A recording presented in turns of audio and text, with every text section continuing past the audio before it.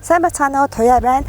За өнөөдөр би та бүхэндээ Монгол цоо шинээр орж ирж байгаа шинэ брендийн машиныг танилцуулах чинь. Энэ бол Kai гэдэг шинэ брендийн машин байна. За энэ Kai гэдэг нь Хятадын маш том Chery Group-ийн эзэмшил байдаг машин. За Chery Group нь одоо Хятадд экспортороо, машины экспортороо хоёрт ордог. За бидний сайн мэдих Land Rover Jaguar брендийн 50% эзэмшдэг. За Land Rover Jaguar-ын тодорхой зарим нэг загваруудыг Хятадтай үйлдвэрлэдэг ийм маш том үйлдвэр. За энэ Kai гэдэг энэ машиныг болохоор үйлдвэр нь бүрэн автомат. Энэ машиныг үйлдвэрлэхэд бүгд роботууд үйлдвэрлэж гаргадаг. За гарч ирсэн хойно харин тестийг нь хүн явж олоодож хийдэг ийм машин байгаа. Загварын хувьд болохоор энэ загварыг бүгднийг Итали дизайнерууд гаргасан гадналаасаа их загварлаг харагдаж байгаа. Италид угаасаа загвар тал дээр сайн штэ тий. За энэ Kai гэдэг энэ брэнд маань Монголд энэ жилээс бүх одоо сервис үйлчлэгээтэйгээ албан ёсоор орж ирж байгаа юм байна. Дэлхийн ер нь бол 20 гаруй орнд экспортод гардаг ийм машин. За нэмэх 50-аас хасах 40 градусд одоо туршигдаж баталгаажсан. За ийм цоо шинэ брендийн машиныг өнөөдөр цөмөрөө сонирхож үзье.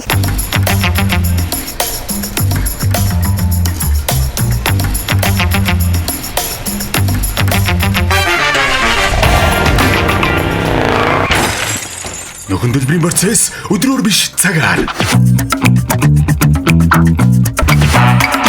Даатгалыг онлайнаар ердөө 2 минутанд мандал Цэгмэн. За ингээ хамрын сүхөөр юу ч харагдахгүй битүүмж маш сайтай. За битүүмж маш сайтай учраас салон руу дуу маш бага ордог. Одоо ер нь бол чимээгүй талтай гэсэн үг. За моторын хувьд одоо дэлхийн топ мотор үйлдвэрлэдэг AVL гэдэг компани моторыг одоо Chery Group-ийн бүх машинууд хэрэглэдэг. За энд юу байна? Ингээд сөхөөд харчих боломжтой байна. Энд аккумулятор байна. За энд ингээд үйлчлэгээ хийхээр бол эднийг ингээд онгоолоод хийчихдэг юм байна. Ингээд за моторын хувьд болохоор 1.5 литрийн турбо хөлгөөртэй 156 морины хүчтэй, мушин хүч нь болохоор 143. За 100 км-т ойролцоогоор 7-оос 10 литр бензин зарцуулдаг. За энэ загварын нэр маань X3 Pro гэдэг нэртэй загвар. За хэмжээний хувьд ерөнхийдөө бидний сайн мэдих RAV4 гэдэг машинтай их ойролцоо хэмжээтэй. За дугуйны хувьд 18 инчийн дугуйтай, 4 дугуйн дээр хий мэдрэгчтэй. За ингээ хоошоо явхаар энэ гэрлийн дизайнуудыг сайн хараарай. Гэрлийн дизайнууд нь их гоё. Хойтлын одоо арын гэрлүүд хоорондоо нийсэн загвартай. Аргагүй одоо нөгөө Итали дизайнерууд ажиллаж хийсэн учраас ерөнхийдөө бол загвар маш сайтай машин юм байна гэж харагдаж байна. За бүх талдаа мэдрэгчүүдтэй 360 камертай. За одоо багажийг онгоолгож үзье. За ер нь бол хэмжээ дамжаа нөгөө RAV4-тэй бас ойролцоо юм байна. Атлын багаж байсан ч гэсэн эндээ хойно юм запас дугуйтайгаа ирдэг. За түлхүүрийн хувьд түлхүүр нь ухаалаг түлхүүртэй. Миний бид одоо түлхүүр байгаа тохиолдолд машинтаа ойртоход машин маань өөрөө автоматар ингээд нэгтчихдэг. Би холдоод явхад автоматар төвжигдэнэ. За төвжигдсэн үед нь 30 метрийн хол занаас машинаа би одоо шууд асаах боломжтой.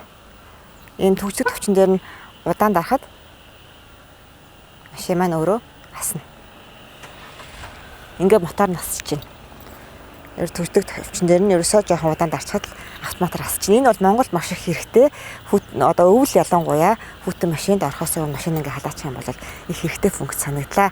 За бас нэг гоё юм, би машиныхаа цонхнуудыг онгойлгосон чигээр нь ингээд буугаад мартаад холдоод явлаа штэ. Тэнгуут машин маань өөрөө шууд автоматар бүх цонхнуудаа хаагаад автоматар ингээд төвжигдчихдэг. Энэ цонхоо онгойлгож явдаг матамхаа хүмүүст бол маш их зүгээр юм байна. За өөр ямар гой сонирхолтой юм цөмөрө дотгошоо орж үзцгээе. За салонд нь орж суулаа. За салон нь бол бүгдээрээ сайжруулсан арьс, энэ суудлаас сайжруулсан арьсын суудалтай. За дээврийн хувьд болохоор бүтэн шилэн дээвртэй. Энэ бол люк биш, зүгээр юм шилэн дээвртэй нарны хамгаалттай. Тэгэхээр маш сайн гэрэл орж ирж байна. За уртлын дэлгэц нь 7 инчийн дэлгэцтэй. Мэдээж одоо сүүлийн үеийн бүх машинуудтай адилхан утсаа холбочдөг. За энд доор юу байна гэхээр air conditioning удирдлага. За air conditioning хувьд болохоор үлээлт нь харин юу санагдсан? Их тийм аятайхан зөөлөн үлээлттэй санагдлаа. За нэг унтраач. За энэ товчлуурууд болохоор ингээд яг нөгөө бензин товчлууруудтай G классын төвшөрөстэй адилхан харагдаж байна л да. Гэхдээ ингээд дарахад ийм нэг мэдрэмж аягүй аятайхан юм байна. Аягүй тийм эвтэйхэн дарагддаг юм байна. 2 USB залгуур 12 вольтын оролт. За энэ дээр wireless цэнгэлэгчтэй. Ингээ уцаа тавиад цэнгэлчин. За дээрэс нь утасны ийм тавиртай маань. Энэ бол бүр маш хэрэгтэй тавир. Надад энэ тавир маш их таалагдж байна.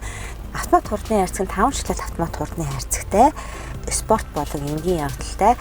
Хурдны хувьд болохоор дээд хурд нь 180 км цагийн хурдтай хурлах боломжтой. За энэ дундаа усны сав байна. Тэрнээс гадна яг түлхүүрээ машины түлхүүрийг хийгээд цэнгэлчих боломжтой. Түлхүүрээ одоо зайг цэнгэлнэ гэсэн. Тэгэхээр одоо хизээч одоо машины түлхүүрийн зайг одоо солиод авах шаардлагаар ингээд машин дотор байхдаа байнга цэнгэлээд явах боломжтой байна. Дууны системийн хувьд энэ дотор 6 спикертэй дугуйлт бас баш дайжгүй санагдсан.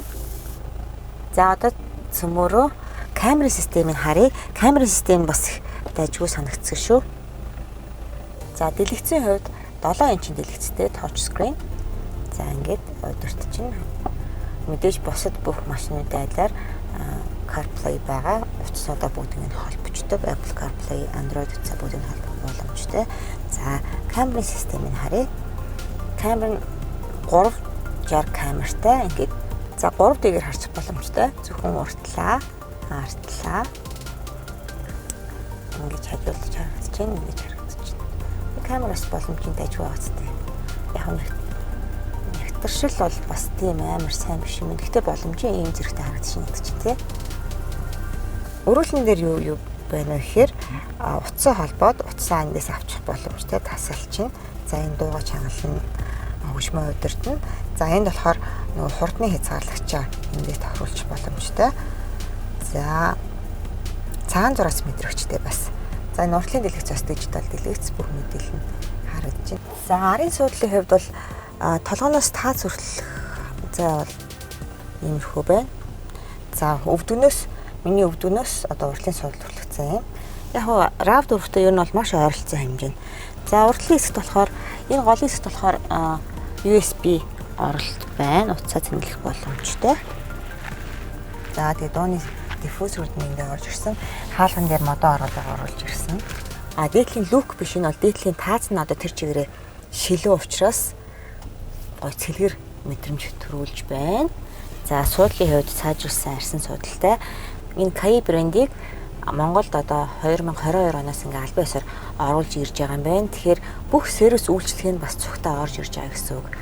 Одоо цоо шинээрээ яг энэ машин маань 68 сая төгрөгийн үнэтэй 2 жилийн баталгаатай тодорхой километрүүдэд бүх одоо үйлчлэгнүүдийн нас үнэгүй хийгээд өгчнө. Тэгэхээр 68 сая төгрөгөөр одоо цоо шин машин авах бас боломж байгаа юм байна. Энэ машины хувьд болохоор бас нэг өөр загвар байгаа. Тэрийг та хэд сонирх юм бол дээр бичсэн Facebook хаягаар нь бас ороод үзээрэй. За одоо бүгдээрээ унаад явж үзье. Манайхан ч нэг машин авахаараа уул руу өгсөн нь ус туулна гэдэг хүмүүс шүү те. Тэгэхээр цөмөрөө ингээд уулын өөдөө нэг өгсөж яваад үзье тий.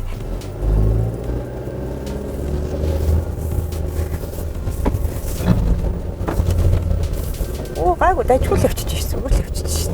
Энд чинь бас нэлээд аваа өгсөж шээ. Тэгэхэд бол дайжгүй. За энэ машин маань бас юу юм бэ? Чимээ бол үнэхээр багтаа юм байна. Түрүүнд бид нэг моторыг харагдчихсан шүү дээ. Энэ битүү байсан.